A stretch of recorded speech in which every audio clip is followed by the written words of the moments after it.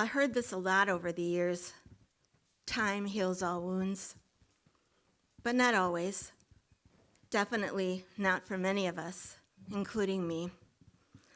Although it was years ago, I told no one, not even my mom. I feared disappointing her. I thought that somehow I must have been at fault. It was years later that I finally told my family. It was in November. The breakup after 4 years stunned me. He had his way with some women in his dorm, and he got one pregnant. Planned to drop out of school, but first he had to get his stuff from me, a longtime girlfriend who did not consent to sex. This must sound really weird, but I went to Catholic school and along with learning Latin, learned to avoid sex. Also, having been raped by an uncle at age 9, although we never discussed it, my parents were overprotective. So the night he came to my room, he showed up high, pounded on the door, unplugged stereo equipment in a tirade, tore record albums off the shelf. His eyes seemed to glow red. His anger grew when the speakers wouldn't budge. And when he pulled his ring off my finger, it caught on my knuckle. He barred the door as I tried to make a run for it.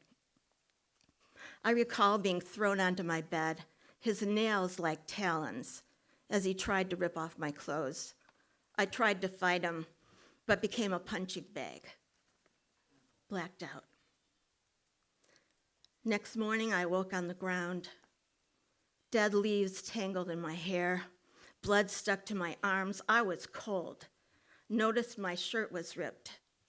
Wondered why my head pounded.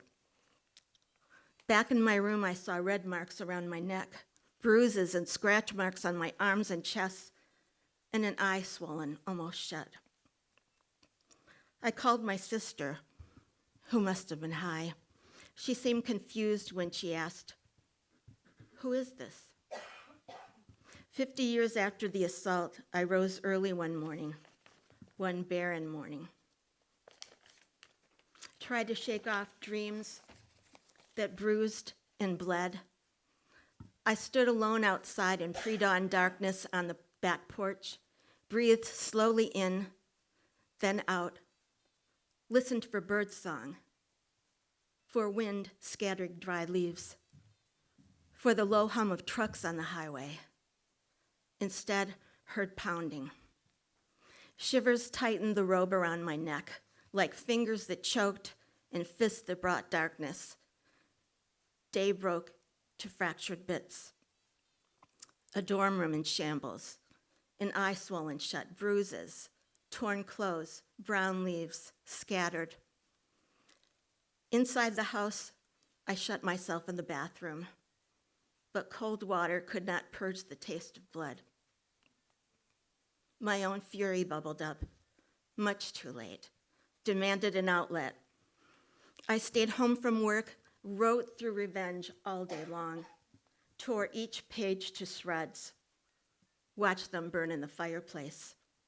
But that day, I also shook off silence, gave voice to details of the assault to my husband and grown daughters.